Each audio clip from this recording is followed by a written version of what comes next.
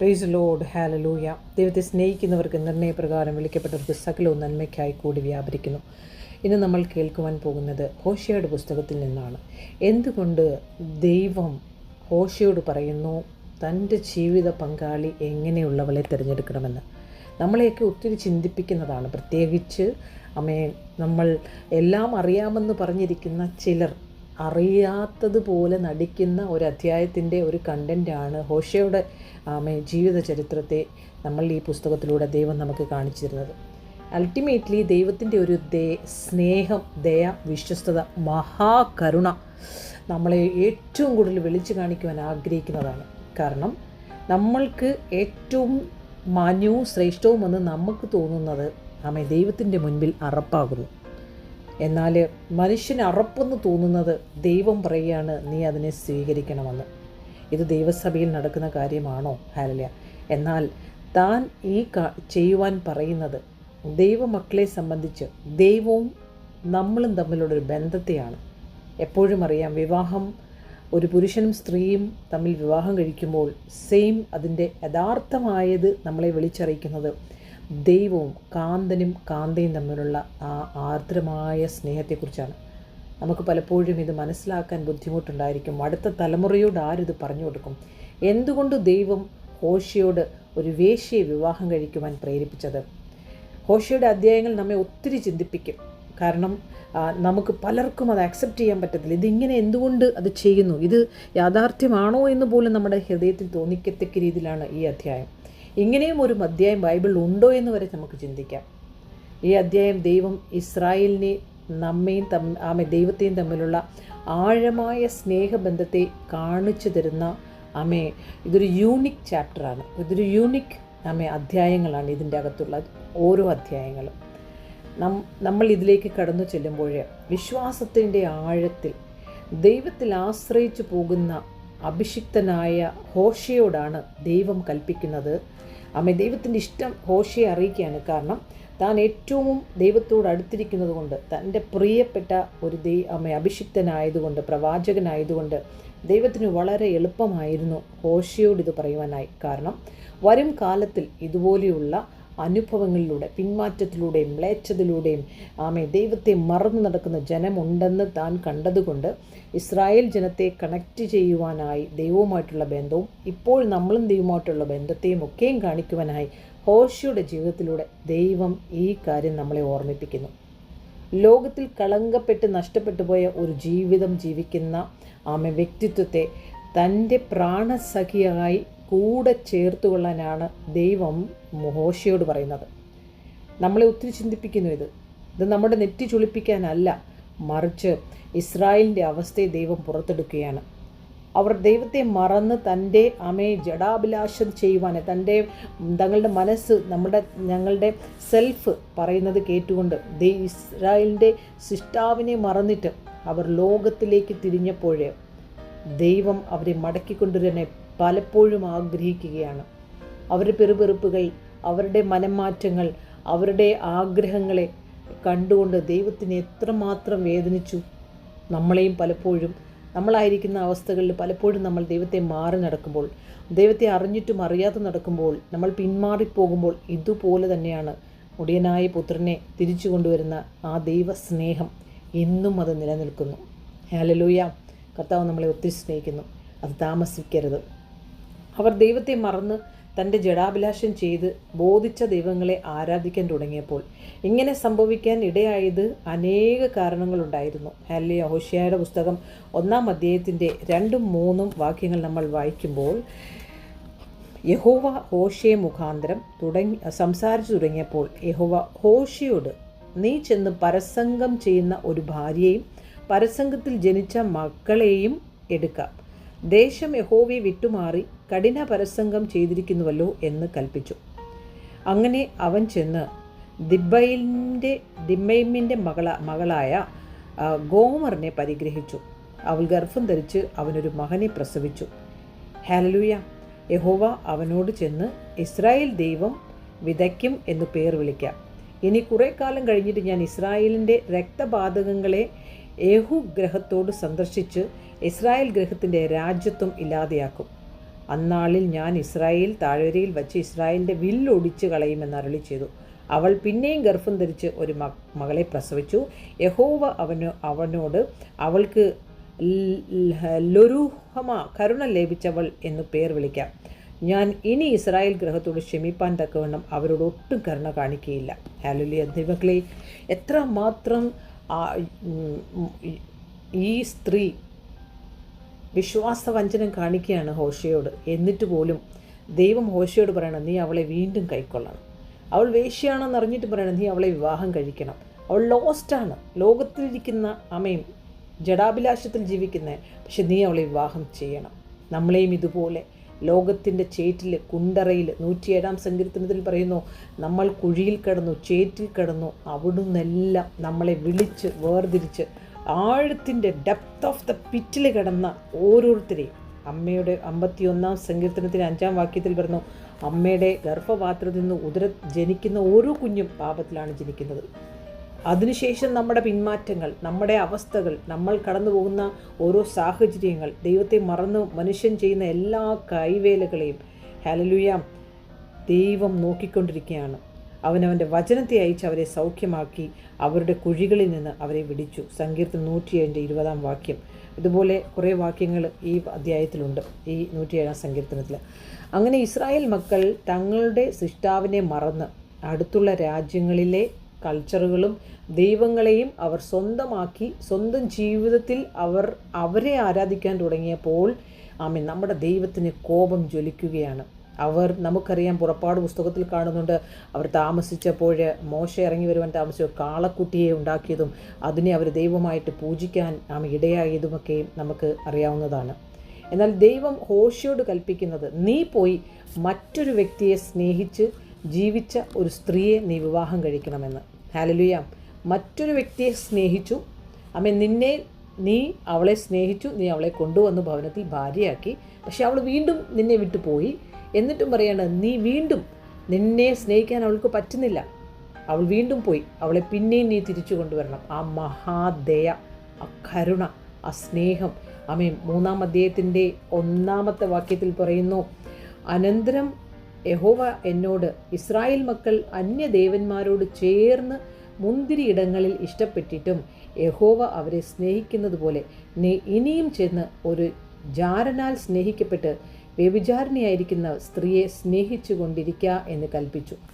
അങ്ങനെ ഞാൻ അവളെ 15 വെള്ളിക്കാശിനും 1.5 ഹോമേർ യവത്തിനും മേടിച്ച് അവളോട്, നീ ബഹുകാലം അടങ്ങിപ്പാർക്കണം, പരസംഗം ചെയ്യുകയോ മറ്റൊരു പുരുഷന് പരിഗ്രഹിക്കുകയോ അരുത്, ഞാനും അങ്ങനെ തന്നെ ചെയ്യുമെന്ന് പറഞ്ഞു. ഈ വിധത്തിൽ ഇസ്രായേൽ മക്കൾ ബഹുകാലം രാജാവില്ലാതെയും പ്രഭുവില്ലാതെയും യാഗമില്ലാതെയും പ്രതിഷ്ഠയില്ലാതെയും എഫോദില്ലാതെയും ഗ്രഹബിംബമില്ലാതെയും ഇരിക്കും. പിന്നത്തേതിൽ ഇസ്രായേൽ മക്കൾ തിരിഞ്ഞ് തങ്ങളുടെ ദൈവമായ യഹോവയും തങ്ങളുടെ രാജാവായ ദാവീദിനെയും അന്വേഷിക്കും. ഭാവി കാലത്ത് അവർ ഭയപ്പെട്ടും കൊണ്ട് യഹോവയെങ്കിലേക്ക്, അവൻ്റെ നന്മയെങ്കിലേക്ക് വരും. Praise the Lord. അപ്പോൾ വ്യഭിചാരിണിയെ സ്നേഹിക്കുവാൻ ദൈവം ഹോശയോട് കൽപ്പിക്കുകയാണ്. ദൈവം അവരുടെ ജീവിതത്തിൽ പല കഷ്ടങ്ങളും കൊടുത്തു. കാരണം ഇസ്രായേൽ മക്കളുടെ ജീവിതത്തിൽ ഒത്തിരി അവരെ ടേണിലൂടെ ദൈവം കടത്തിവിടുന്നു, അവരുടെ ഉള്ളത്തെ ഒന്ന് ഉടയ്ക്കുവാൻ വേണ്ടിയിട്ട്. താൻ പല അത്ഭുതങ്ങളും അടയാളങ്ങളും ഇസ്രായേൽ മക്കളുടെ ഇടയിൽ ചെയ്തിട്ട് പോലും അവർ ഈ ദൈവത്തെ ആഴമായി സ്നേഹിക്കുകയോ ഹൃദയം കൊണ്ട് സ്നേഹിക്കുകയോ മനസ്സുകൊണ്ട് സ്നേഹിക്കുകയോ അവർക്ക് ചെയ്യാൻ കഴിയാതെ അവർ വീണ്ടും അവരുടെ ഭൗതികമായി, നമ്മളിൽ പലരും ഇന്ന് ദൈവത്തെ കൂടുതൽ സ്നേഹിക്കാൻ പറ്റാത്തത് നമ്മുടെ ഭൗതികമായ ആവശ്യങ്ങൾ നമ്മുടെ മുൻപിൽ, ലോകത്തിലെ പ്രശ്നങ്ങൾ നമ്മുടെ മുൻപിൽ നിൽക്കുമ്പോൾ നമുക്ക് ദൈവത്തെ സ്നേഹിക്കാൻ പറ്റുന്നില്ല. കാരണം ഇത് വ്യക്തമായി അധ്യായം നമ്മോട് വിളിച്ചു പറയുന്നു ദൈവവും നമ്മളും തമ്മിലുള്ള സ്നേഹത്തെക്കുറിച്ച്. എന്നാൽ ദൈവം യെശയ്യാവിലൂടെയും യെരമ്യാ പ്രവാചകനിലൂടെയും ഹോശയെയൊക്കെ ഉപയോഗിച്ച് അവരുടെ മടങ്ങി വരവനായി ദൈവം ഈ ഭക്തന്മാരെയൊക്കെ അഭിഷിക്തന്മാരെയൊക്കെ ദൈവം കൊണ്ടുവരുന്നുണ്ട്. എന്നാൽ God instructed prophet Hosea to marry a prostitute as a symbolic presentation of the relationship between him and the people of Israelites. Hallelujah. ഈ ഹോശയുടെ ജീവിതത്തിലൂടെ ദൈവം കാണിക്കുന്നത് ഇസ്രായേൽ മക്കളും ദൈവവും തമ്മിലുള്ള ഒരു റിലേഷൻഷിപ്പിനെ കാണിക്കുവാൻ വേണ്ടിയിട്ടാണ്. ഇത് നമുക്ക് നൽകുന്ന ഒരു വലിയ സന്ദേശമാണ് ദൈവമക്കളെ, സഹോദരങ്ങളെ. ഇസ്രായേലിൻ്റെ ബലഹീനതയെ എടുത്ത് കാട്ടുകയാണ് ദൈവം. അങ്ങനെ ഏത് ഡെപ്ത് ഓഫ് ദ പിറ്റിൽ പോയിട്ട് പോലും അങ്ങനെ ഹോശയെ ദൈവത്തിൻ്റെ ആജ്ഞ അനുസരിച്ച് ഹോശയ ദൈവത്തിൻ്റെ ആജ്ഞ അനുസരിച്ചു വേശ്യയെ വിവാഹം കഴിക്കുകയാണ്. ഹല്ലേലൂയ. നമ്മളുടെ ജീവിതത്തിലും നമുക്ക് മ്ലേച്ഛമെന്ന് തോന്നുന്നത്, നമുക്ക് മാനുഷികമായ രീതിയിൽ നമുക്ക് ചിന്തിക്കാൻ പോലും പറ്റാത്തത് ദൈവം തൻ്റെ കരുണയാൽ, തൻ്റെ ആർദ്രതയാൽ നമ്മെ വീണ്ടും കൈക്കൊള്ളുന്ന ആ മഹാദൈവ സ്നേഹം നമ്മൾ മനസ്സിലാക്കാൻ പോകുന്നത് ആ ന്യായവിധി സമയത്താണ് ദൈവമക്കളെ. ഹല്ലേലൂയ. എന്നാൽ കർത്താവിനെ ആഴമായി അറിഞ്ഞുകൊണ്ടിരിക്കുന്ന ദൈവമക്കൾക്കായി ഞാൻ സ്തോത്രം ചെയ്യുന്നു. ഹല്ലേലൂയ. ദൈവം വീണ്ടും ദയയുള്ളവനാണ്, കരുണയുള്ളവനാണ്. നമ്മളെ ഓരോരുത്തരെയും മാടി വിളിക്കുകയാണ്. നമ്മളെത്ര കുഴിയിൽ വീണാലും കർത്താവ് നമ്മളെ ഒത്തിരി സ്നേഹിക്കുന്നു. ഈ കൃപായുഗത്തിൽ നമുക്ക് മടങ്ങി വരാനുള്ള അവസരമാണ് ദൈവമക്കളെ. ആ അവസരത്തെ നിങ്ങൾ യൂട്ടിലൈസ് ചെയ്യുക, കർത്താവിനോട് ചേർന്നിരിക്കുക. നമ്മളും ഇതുപോലെ ജീവിതമാകുന്ന പല കുഴികളിലും തിരകളിലും ഭൗതിക നന്മകളിലും ചില വ്യക്തിപരമായ ജീവിതത്തിലും ചില മ്ലേച്ഛതകളിലുമൊക്കെയും ഈ രക്ഷകനെ മറന്ന് നമ്മൾ ലോകത്തിൽ മറ്റുള്ളതിനെയൊക്കെ തേടിപ്പോയവരായിരിക്കാം. ദൈവം വീണ്ടും നമ്മളോട് കരുണ കാണിക്കുന്ന ദൈവമാണ്. മീഖയുടെ പുസ്തകം 7-ാം അധ്യായത്തിൻ്റെ 19-ാം വാക്യത്തിൽ പറയുന്നു, അവൻ നമ്മുടെ പാപങ്ങളെ എന്നേക്കും വെച്ചുകൊണ്ടിരിക്കുന്നില്ല, അവൻ നമ്മുടെ പാപങ്ങളെ ആഴിയുടെ അകത്തിടുകയാണ്. നമ്മൾ ചെയ്തു പോയതിനെ എല്ലാം പിന്നെ ഓർക്കുന്നില്ല. എന്താണെന്ന് വെച്ചാൽ തൻ്റെ പരിശുദ്ധാത്മാവിനാൽ അവൻ എല്ലാത്തിനെയും ഹൈഡ് ചെയ്യുകയാണ്. When the Holy Spirit come, the baptism of the Holy Spirit നമ്മളിലേക്ക് ആകുമ്പോൾ നമ്മളുടെ പുതിയ സൃഷ്ടിയുടെ പ്രവർത്തനം തുടങ്ങുകയാണ്. പഴയത് മാറി അതിനെ മാറ്റി ദൈവം ദ ന്യൂ കവനൻറ്റിൻ്റെ ആ ഒരു സിസ്റ്റത്തിലേക്ക് നമ്മളെ കയറ്റി. ഇന്നൊരു റേസാണ് നമുക്ക്, ഇന്നൊരു ഓട്ടമാണ്. അതുകൊണ്ടാണ് പലരും പറയുന്നത്, എനിക്ക് ഇപ്പോഴും അടങ്ങിയിരിക്കാൻ പറ്റുന്നില്ല, നിർബന്ധം എൻ്റെ മേലിരിക്കുന്നു. പൗലോസ് അപ്പോസ്തലൻ പറഞ്ഞതുപോലെ, എന്നെ കേൾക്കുന്ന സഹോദരങ്ങളെ, നമ്മൾ എവിടെ നിൽക്കുന്നു? നമ്മളിപ്പോൾ മറ്റുള്ളവരെ ജഡ്ജ് ചെയ്യായിരിക്കും, അവരങ്ങനെ ഇവരിങ്ങനെ. അതല്ല, നമ്മളോട് വ്യക്തിപരമായി സംസാരിക്കുകയാണ്. നമ്മൾ ഏത് പിറ്റിലാണ് ആയിരിക്കുന്നത്? നമ്മുടെ മനസ്സും ഹൃദയവും എവിടെയാണ് ഇപ്പോൾ സ്റ്റില്ലായിരിക്കുന്നത്? ഈ സൃഷ്ടാവിൽ നിന്ന് നമ്മുടെ ഹൃദയം അല്പമെങ്കിലും മാറിയെങ്കിൽ ഒരേ ഒരു കൺസെപ്റ്റേ ഉള്ളൂ, നമ്മളെല്ലാം സിയോനിലെത്തേണ്ടവരാണ്. ദൈവമക്കളെ, നമ്മൾ മരിച്ചതിന് ശേഷം, നമ്മുടെ ജീവശ്വാസം പോയതിനു ശേഷം നമുക്ക് തിരിച്ചു വന്ന് ഒരിക്കലും ചെയ്യാൻ പറ്റത്തില്ല. 5 കന്യകമാരെ പോലെ ഇമ്മീഡിയറ്റ്ലി നടക്കുന്ന ആ ഒരു പ്രോസസ്സിൽ നമ്മൾ കൈവിട്ടു പോകാതിരിക്കണമെങ്കിൽ, നമ്മൾ വഴി തെറ്റിപ്പോയവരെങ്കിലും ഗോമറിനെ തൻ്റെ ജീവിതത്തിലേക്ക് അവൻ വീണ്ടും കൊണ്ടുവരികയാണ്. ദൈവത്തിൽ നിന്ന് അകത്തിട്ടും ദൈവത്തിൻ്റെ ഹൃദയം അവളോട് കരുണയുള്ളവനാണ്. മീൻസ് നമ്മളോട് ഓരോരുത്തരോടും. So God's mercy and patience ഇവിടെ ഹൈലൈറ്റായിട്ട് കാണിക്കുകയാണ് നമ്മളുടെ ഈ ഒരു വ്യക്തി ജീവിതത്തിലൂടെ. ദൈവത്തിൻ്റെ കരുണയും ദൈവത്തിൻ്റെ പേഷ്യൻസ്, ഇറ്റ്സ് അമേസിങ് പേഷ്യൻസാണ്. ഒരു വ്യക്തിക്ക് വേണ്ടി ദൈവം എത്ര നാളാണ് കാത്തിരുന്നവരെ മടക്കിക്കൊണ്ടുവരുന്നത്. ഹല്ലേലൂയ. ഇത് എടുത്തു പറയേണ്ട ഒരു കാര്യമാണ്. ഞാൻ അവളെ വശീകരിച്ച് മരുഭൂമിയിൽ കൊണ്ടുവന്ന 2-ാം അധ്യായത്തിൻ്റെ 14-ാം വാക്യം, അതുകൊണ്ട് ഞാൻ അവളെ വശീകരിച്ച് മരുഭൂമിയിൽ കൊണ്ടുചെന്ന് അവളോട് ഹൃദ്യമായി സംസാരിക്കും. അവിടെ നിന്ന് ഞാൻ അവൾക്ക് മുന്തിരിത്തോട്ടങ്ങളെയും പ്രത്യാശയുടെ വാതിലായി ആഖോർ താഴ്വരയെയും കൊടുക്കും. അവൾ അവിടെ അവളുടെ യൗവനകാലത്തിൽ എന്ന പോലെയും അവൾ മിസ്രൈം ദേശത്തു നിന്ന് പുറപ്പെട്ടു വന്ന നാളിൽ എന്ന പോലെയും വിധേയാകും. അന്നാളിൽ നീ എന്നെ ബാലി ഉടയവനെ എന്നല്ല, ഭർത്താവേ, ബാലി ഭർത്താവേ എന്ന് വിളിക്കും. നീ ഇനി എന്താ വിളിക്കുന്നത്?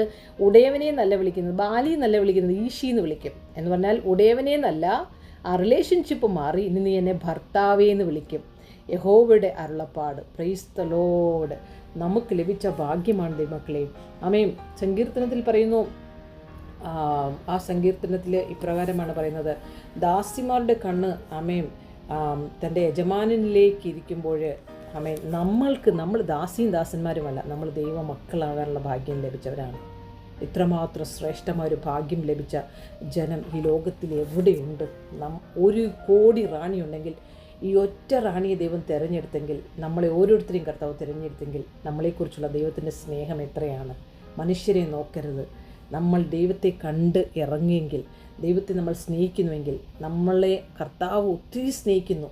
He loves you. എന്നെ കേട്ടുകൊണ്ടിരിക്കുന്ന പൈതലെ, ദൈവം ഒത്തിരി നമ്മളെ സ്നേഹിക്കുന്നു. ഹല്ലേലൂയ. യെശയ്യാവിൻ്റെ പുസ്തകം 2-ാം അധ്യായത്തിൻ്റെ 14 മുതലുള്ള വാക്യങ്ങളിൽ ഇപ്രകാരം എഴുതിയിരിക്കുന്നു, നിങ്ങളുടെ അമാവാസികളെയും ഉത്സവങ്ങളെയും ഞാൻ വെറുക്കുന്നു, അവ എനിക്ക് അസഹ്യം. ഞാൻ അവ സഹിച്ചു മുഴിഞ്ഞിരിക്കുന്നു. നിങ്ങൾ കൈ മലർത്തുമ്പോൾ ഞാൻ എൻ്റെ കണ്ണു മറച്ചു കളയും. നിങ്ങൾ എത്ര തന്നെ പ്രാർത്ഥന കഴിച്ചാലും ഞാൻ കേൾക്കുകയില്ല. നിങ്ങളുടെ കൈ രക്തം കൊണ്ട് നിറഞ്ഞിരിക്കുന്നു. നിങ്ങളെ കഴുകി വെടുപ്പാക്കുവിൻ. നിങ്ങളുടെ പ്രവർത്തികളെ, ദോഷത്തെ എൻ്റെ കണ്ണിൽ മുമ്പിൽ നിന്ന് നീക്കിക്കളവിൻ. തിന്മ ചെയ്യുന്നത് മതിയാക്കുവിൻ. നന്മ ചെയ്യുവാൻ പഠിപ്പിൻ. ന്യായം അന്വേഷിപ്പിൻ. പീഡിപ്പിക്കുന്നവരെ നേർവഴിക്കാക്കുവിൻ.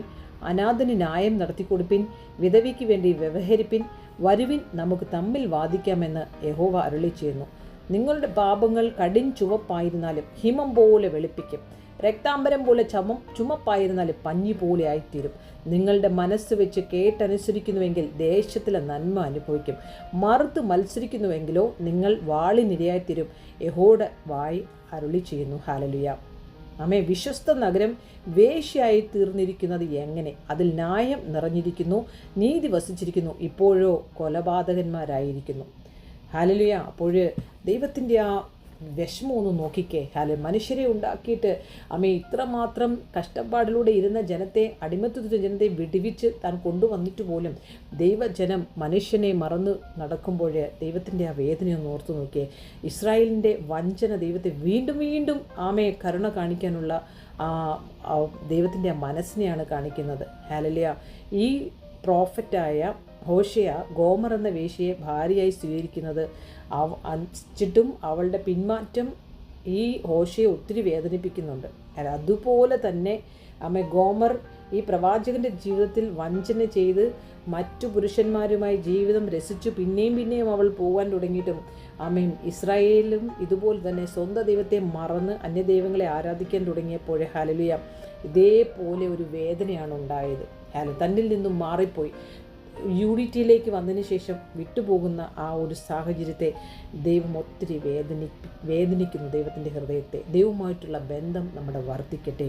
മത്തായി സുവിശേഷം 22-ാം അധ്യായത്തിൻ്റെ 37 മുതൽ 38 വരെ വാക്യങ്ങൾ വായിക്കുമ്പോൾ അതിൽ പറയുന്നു, ദൈവത്തെ പൂർണ്ണ ആത്മാവോടും പൂർണ്ണ ഹൃദയത്തോടും പൂർണ്ണ മനസ്സോടും ബലത്തോടും കൂടെ സ്നേഹിക്കണം. ആദ്യം നമ്മൾ ചെയ്യേണ്ടത് ദൈവത്തെ നമുക്ക് പൂർണ്ണമായി സ്നേഹിക്കാൻ പറ്റുന്നുണ്ടോ?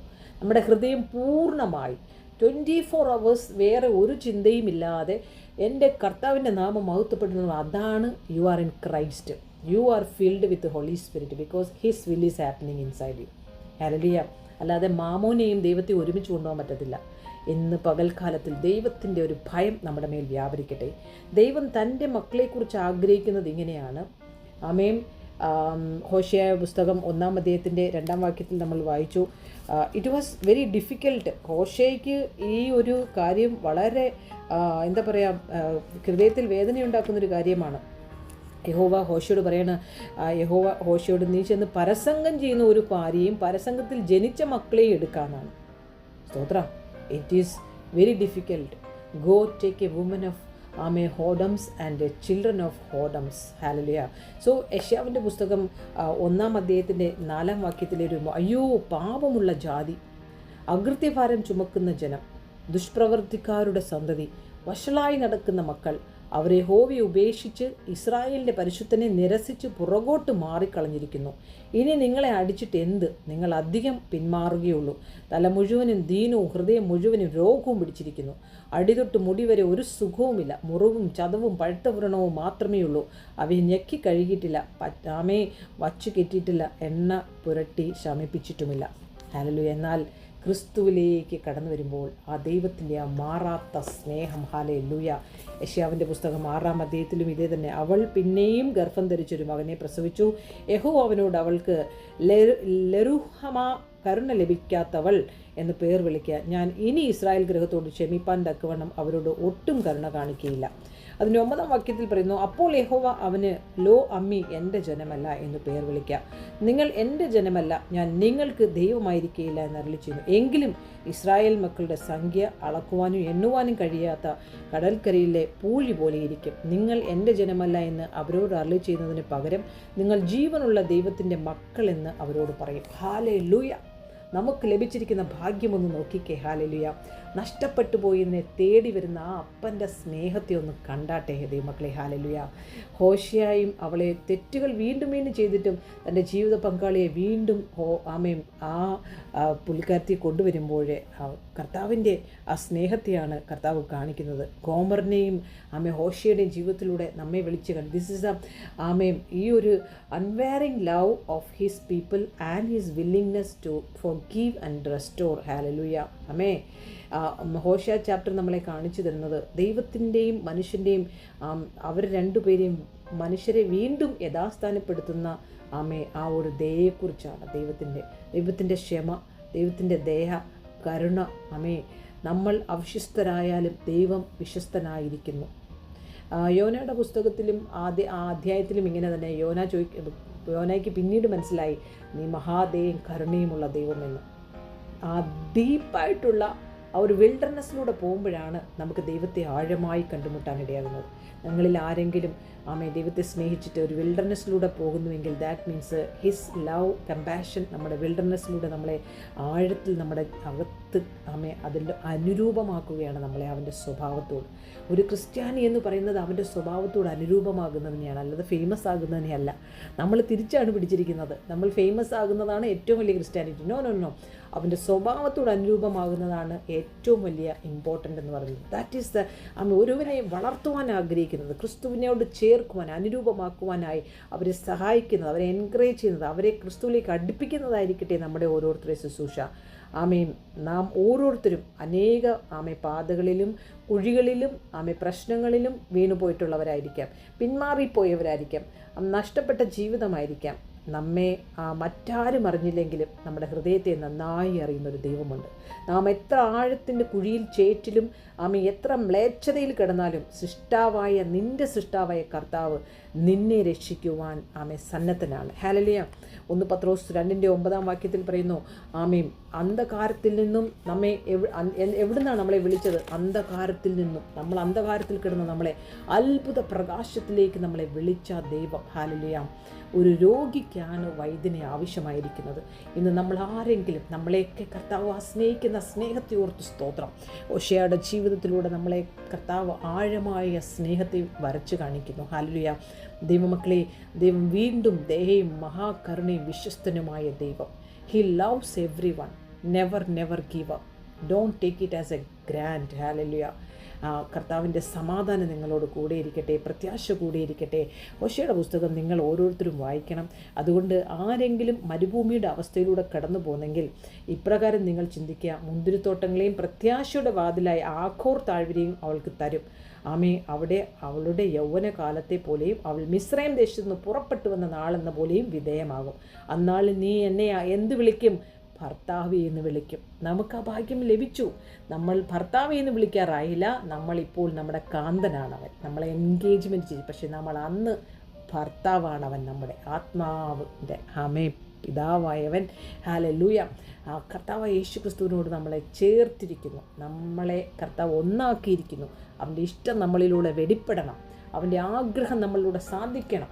ഒരു എൻഗേജ്മെൻറ്റ് ചെയ്ത ഒരു പെൺകുട്ടി അവന് വേണ്ടി എന്തും ചെയ്യാൻ തയ്യാറാവും.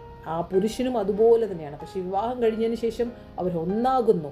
ആ ആഗ്രഹങ്ങളെക്കാട്ടിലും ഏറ്റവും കൂടുതൽ ആഗ്രഹം സ്നേഹവും ഉള്ളത് എൻഗേജ്മെൻറ്റ് സമയം കഴിയുമ്പോഴാണ്. ദൈവമക്കളെ, ആ ചേരുവാനുള്ള ആ ഒരു ആഴമായിരിക്കട്ടെ ഇപ്പോഴുള്ളത്. മറ്റൊന്നിലും നമ്മൾ ഇമ്പോർട്ടൻസ് കൊടുക്കാതെ ആ കർത്താവിൻ്റെ ആ സ്നേഹത്തിലേക്ക് നമ്മൾ ഇമ്പോർട്ടൻസ് കൊടുത്താട്ടെ. ബാക്കി കർത്താവ് ചെയ്യും. ആമേൻ. സോ നെവർ ഗീവ് അപ്പ് ദൈവമക്കളെ. God has a great plan about U. നിൻ്റെ ലോസ്റ്റ് ആയതിനെ കർത്താവ് മടക്കിത്തരാൻ സന്നദ്ധനാണ്. അത് ഭൗതികമായതല്ല. നഷ്ടപ്പെട്ടു ആത്മീയ സന്തോഷം, സമാധാനം, ആന്യഭാഷയിൽ പ്രാർത്ഥിക്കുവാൻ, അഭിഷേകം പ്രാപിക്കുവാൻ, വചനം വായിക്കുവാൻ, ദൈവത്തോട് പറ്റിയിരിക്കുവാൻ, സുവിശേഷം അറിയിക്കുവാൻ, ദൈവത്തിൻ്റെ ഇഷ്ടപ്രകാരം ഒരു ക്രിസ്തുവിൻ്റെ പൈതലായി അവൻ്റെ സ്വഭാവം പഠിക്കുവാൻ നമുക്ക് ആർക്കെങ്കിലും തടസ്സപ്പെടുന്നുവെങ്കിൽ ദൈവത്തിൽ വിധേയപ്പെട്ടാട്ടെ. ഒരു മരുഭൂമിയുടെ അവസ്ഥ അതിലൂടെ നമ്മൾ പോകുന്നെങ്കിൽ ഭയപ്പെടരുത്. It is A will of God. ദൈവം നമ്മളെ ചെത്തി അവനിലൂടെ വളർത്തി അതിലൂടെ ഒരു സമാധാനവും നീരൊഴുക്കും നമ്മളിലൂടെ പുറപ്പെടുവിച്ച് നമ്മളെ ലോകത്തിന് വെളിച്ചമാക്കുന്നതാണ് കർത്താവിൻ്റെ വേല. ഹല്ലേലൂയ. സോ കഷ്ടത, സഹിഷ്ണുത, സിക്തത, പ്രത്യാശ അത് നമ്മെ ലജ്ജിപ്പിക്കത്തില്ല. സോ നമ്മളിവിടെ ഹോശേയയുടെ ജീവിതത്തിലൂടെ നമ്മൾ പഠിക്കുന്നത് എത്ര മാത്രം മ്ലേച്ഛമായിരുന്ന ഹോശയുടെ ഭാര്യയെ കുറിച്ചാണ്. ഹല്ലേലൂയ. ആ ഗോമറിൻ്റെ ജീവിതത്തിൻ്റെ അവസ്ഥയിലൂടെ പോകുന്ന ഏതു വ്യക്തിയെയും ആ പ്രവാചകനോട് ദൈവം പറയണം, നീ അവളെ വീണ്ടും ചേർക്കുക, വീണ്ടും ചേർക്കുക, വീണ്ടും ചേർക്കുക. ഹല്ലേലൂയ. അങ്ങനെയെങ്കിൽ നഷ്ടപ്പെട്ടു പോയി കൃപായുഗത്തിൽ നമുക്കുള്ള ആ ദൈവ സ്നേഹത്തെ ഓർത്ത് ഓരോരുത്തർ സ്തോത്രം ചെയ്താട്ടെ. ഇനി മുതൽ ആരും പറയരുത് ആമേ ഇങ്ങനെയുള്ളവർക്കുള്ളതല്ലെന്ന്. ദൈവം നഷ്ടപ്പെട്ടതിനെ തേടി വന്നൊരു ദൈവമാണ്. ദൈവം പെർഫെക്ഷൻ ഇരിക്കുന്നവർക്ക് വേണ്ടി വന്ന ദൈവമല്ല, രോഗിയെ തേടി വന്ന ദൈവമാണ്. ഇന്ന് അനേക ദൈവവേല ചെയ്യുന്നവർ ആമേ ഇങ്ങനെയുള്ളവരെ കുറ്റം വിധിക്കുന്നുണ്ട്. ഇങ്ങനെയുള്ളവരെ ആമേ ഒരു ദൈവ പൈതലിൻ്റെ ആമേ ഭർത്താവ് മരിച്ചുപോയി പിന്നീട് വിവാഹം കഴിക്കുമ്പോൾ അവരെ വേശ്യെന്ന് വിളിക്കുന്നവരുണ്ട്, അവരെ വേണ്ടാദിനം പറയുന്നവരുണ്ട്, അവരെ കുത്തിവേദനിപ്പിക്കുന്നവരുണ്ട്. അവർക്കൊക്കെ സുബോധം ലഭിക്കണം ഈ ദിവസങ്ങളിൽ. ഹല്ലേലൂയ. നമ്മൾ ദൈവമക്കളോട് പറയുകയാണ്, നിങ്ങൾ വചനമെടുക്കുമ്പോൾ ദൈവത്തിൻ്റെ വചനം എന്തു പറയുന്നു നോക്കണം. ഒരു വ്യക്തിയല്ല മനുഷ്യനെ വിധിക്കുന്നത്, അവരുടെ കണ്ണുകൾ തുറക്കപ്പെടണം. ഹല്ലേലൂയ. എന്തുകൊണ്ട് നമ്മുടെ ജീവിതത്തിൽ ഇങ്ങനെ സംഭവിക്കുമ്പോൾ, നമ്മുടെ കുഞ്ഞിൻ്റെ കൂട്ടാളി മരിച്ചുവെങ്കിൽ നമ്മൾ ആ കുഞ്ഞിൻ്റെ വിവാഹം അന്വേഷിക്കത്തില്ലേ? ഇതുപോലെ തന്നെയാണ് ദൈവം വെച്ചിരിക്കുന്ന കൺസെപ്റ്റാണ്. തൻ്റെ ഭർത്താവ് മരിച്ചാൽ ഒരു ഭാര്യ എന്താണ് ആ ന്യായപ്രമാണത്തിൽ നിന്നും വേർപെട്ടിരിക്കുന്നു, അവൾക്ക് വീണ്ടും ഒരു വിവാഹം കഴിക്കാം. ദൈവം വെച്ചിരിക്കുന്നതാണ്. അങ്ങനെ ദൈവമക്കളെ, ദൈവത്തിൻ്റെ വിധത്തിൽ നമ്മൾ ആരെയും വിധിക്കാതെ ഇരിക്കുക. കർത്താവ് അനുകൂലമെങ്കിൽ പ്രതികൂലമാർ. ദൈവവചനത്തിൻ്റെ അടിസ്ഥാനത്തിൽ ഓരോരുത്തർക്കും ജീവിക്കുവാനും മറ്റുള്ളവരെ സ്നേഹിക്കുവാനും ഒരുത്തൻ ശ്രേഷ്ഠനെന്ന് എണ്ണുവാനും എല്ലാവർക്കും കൃപ ലഭിക്കട്ടെ എന്ന് പ്രാർത്ഥിക്കുന്നു. നെവർ ഗീവ് അപ്പ് ദൈവമക്കളെ. God has a great plan about you and me, everyone. ഓശയുടെ ജീവിതത്തിലൂടെ നിങ്ങളോട് ദൈവത്തിൻ്റെ ആത്മാവ് സംസാരിച്ചെന്ന് വിശ്വസിക്കുന്നു. ഹല്ലേലൂയ. സോ നമ്മളുടെ വിധിക്കുന്ന കർത്താവാണ്, നമ്മുടെ ഹൃദയത്തെ അറിയുന്നത് കർത്താവാണ്. മനുഷ്യൻ മനസ്സിനെ നോക്കുമ്പോൾ ദൈവം നമ്മുടെ ഹൃദയത്തെ നോക്കുന്നു. Amen. So God has a great plan. Never give up. You are the light of the world. Amen. നിങ്ങളെ ആരെങ്കിലും കുറ്റം വിധിക്കുന്നെങ്കിൽ അവർ വചനം അറിയാത്തത് കൊണ്ടാണ്. ഹല്ലേലൂയ. സോ അതുകൊണ്ട് കർത്താവിൽ സമർപ്പിക്കുക നിങ്ങളുടെ ജീവിതത്തിലെ ഈ ഗോമറിൻ്റെ ജീവിതത്തിലൂടെ, ഈ ഹോശയുടെ ജീവിതത്തിലൂടെ, അവരുടെ വ്യക്തിപരമായ സ്നേഹബന്ധത്തിൽ, അവരുടെ വിവാഹത്തിൽ വന്ന എല്ലാ കുറവുകളെയും ക്ഷമിക്കുന്ന ഒരു ദൈവത്തെയാണ് നമ്മൾ കാണുന്നത്. സ്തോത്രം. അത്രമാത്രം ഹോശയ അത്രമാത്രം അവളെ സ്നേഹിക്കും വീണ്ടും വീണ്ടും ചെല്ലുന്നത് പോലെ പിതാവാം ദൈവം തൻ്റെ മക്കൾക്ക് വേണ്ടി വീണ്ടും വീണ്ടും കരുണ കാണിക്കുന്നൊരു ദൈവമാണ്. നമ്മൾ മറുത്തു നിൽക്കുകയല്ല, നമ്മൾ പെറുപെറുക്കുകയല്ല, നമ്മൾ ജഡ്ജ് ചെയ്യുകയല്ല. കർത്താവിൽ വിധേയപ്പെട്ട എല്ലാവരെയും ശ്രേഷ്ഠരെന്ന് എണ്ണി ഈ ദൈവ ഭയത്തോടുകൂടി ഈ പ്രവാസ ജീവിതം കഴിക്കുവാനായി നമ്മളെ തന്നെ സമർപ്പിച്ചാട്ടെ. Have a great day. God bless you. Bye by.